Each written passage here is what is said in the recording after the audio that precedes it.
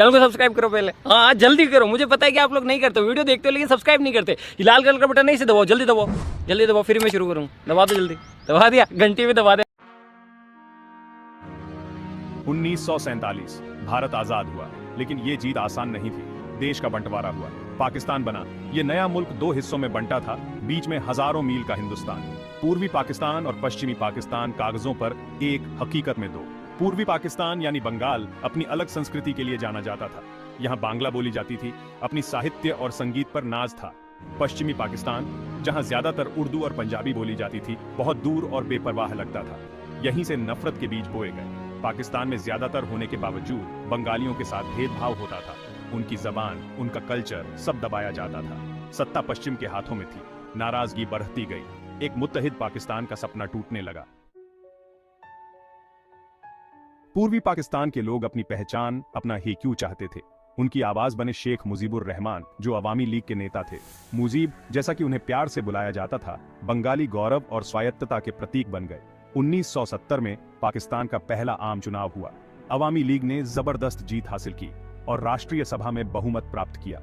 यह बंगाली स्वशासन के लिए एक स्पष्ट जनादेश था, लेकिन पश्चिमी पाकिस्तान के शासक नेताओं ने नतीजों को मानने से इनकार कर दिया। उन्हें सत्ता खोने का डर था। उन्होंने बंगाली लोगों की आकांक्षाओं को ठुकरा दिया। इस विश्वासघात ने असंतोष की आग को और भड़का दिया। पूर्वी पाकिस्तान किनारे पर था।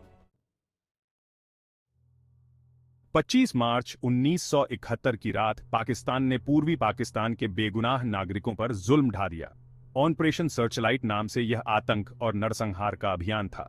पाकिस्तानी सेना नफरत से भरी हुई थी और उसने बंगाली नागरिकों को निशाना बनाया। विश्वविद्यालयों, जो आजाद सोच के केंद्र थे, पर हमला किया गया। छात्रों और प्रोफेसरों का कत्लेआम किया गया। बुद्धिजीवियों, लेखकों, कलाकारों, किसी को भी जो राज्य के लिए खतरा माना जाता था, को खामोश कर दिया गया।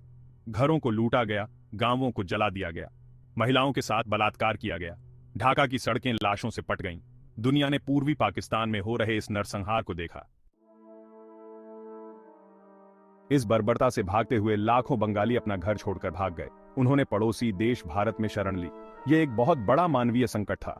भारत ने शरणार्थियों के लिए अपनी सीमाएं खोल दी। ये एक नैतिक फर्ज था। शरणार्थियों को खाना, पनाह और चिकित्सा सहायता उपलब्ध कराने के लिए शिविर बनाए गए। इतनी बड़ी संख्या में शरणार्थियों के आने से भारत के संसाधनों पर भारी दबाव पड़ा, लेकिन भारत जरूरतमंदों की मदद करने के लिए दृढ़ रहा।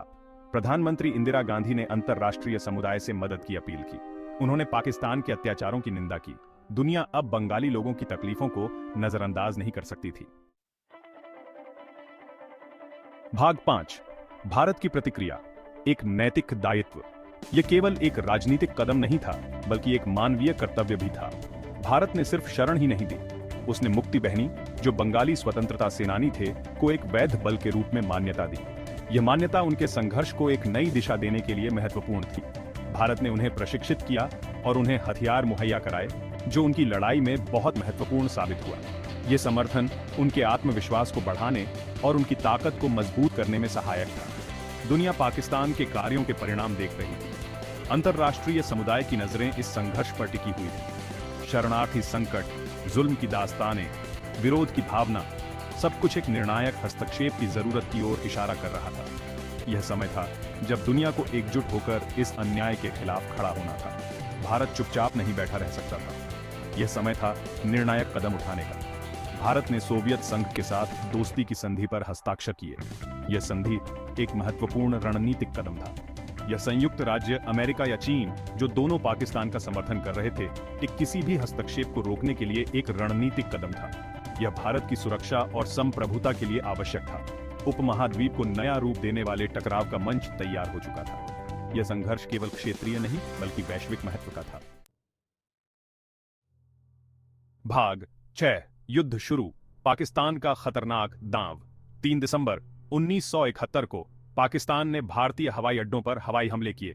यह हमला भारत को कमजोर करने की एक बेताब कोशिश थी। यह एक बड़ी गलती साबित हुई। भारत ने तुरंत और निर्णायक रूप से जवाबी कार्रवाई की।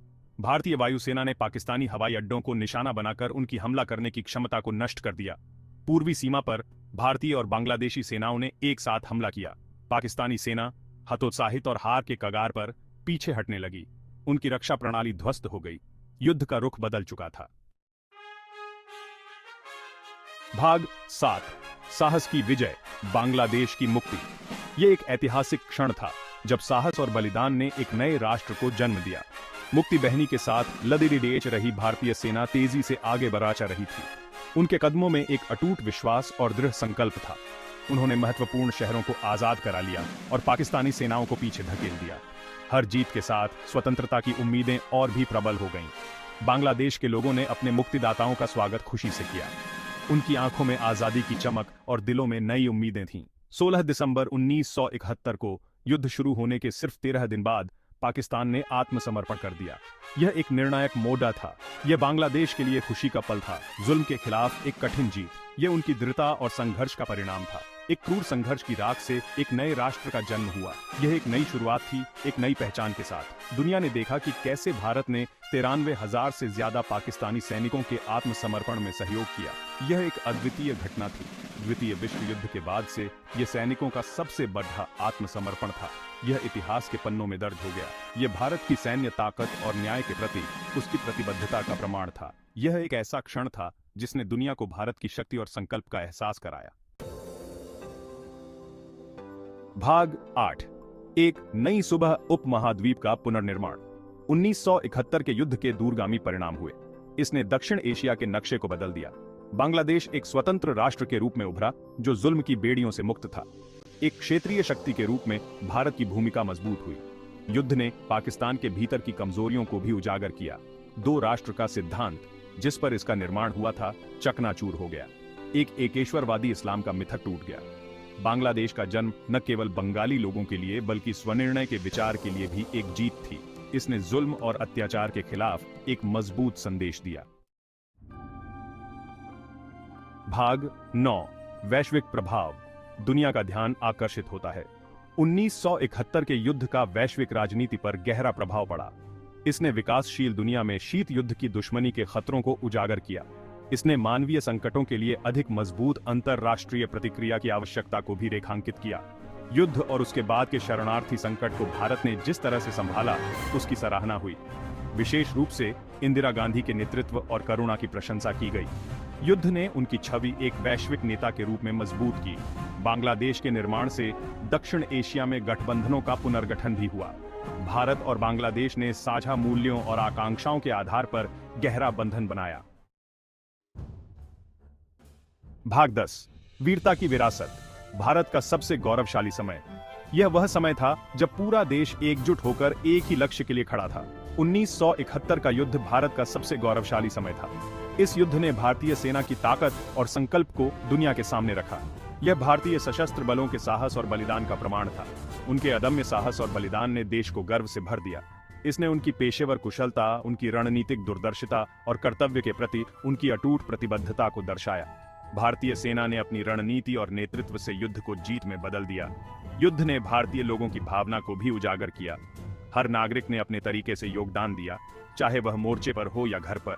वे बांग्लादेश की मुक्ति के लिए अपने समर्थन में एकजुट रहे। भारतीयों ने अपने दिल और घर दोनों खोल दिए। उन्होंने शरणार्थियों के लिए अपने घरों के दरवाजे खोले और अपने कम संसाधनों को जरूरतमंदों के साथ साझा किया। यह मानवता की एक मिसाल थी। 1971 के युद्ध की विरासत आज भी प्रेरणा देती है। यह हमें हमारे इतिहास की महानता की याद दिलाती है। यह हमें याद दिलाता है कि जो सही है उसके लिए खड़े होना, न्याय के लिए लड़ना और मानव भावना में विश्वास न खोना कितना जरूरी है। यह हमारे मूल्यों और आदर्शों की जीत थी।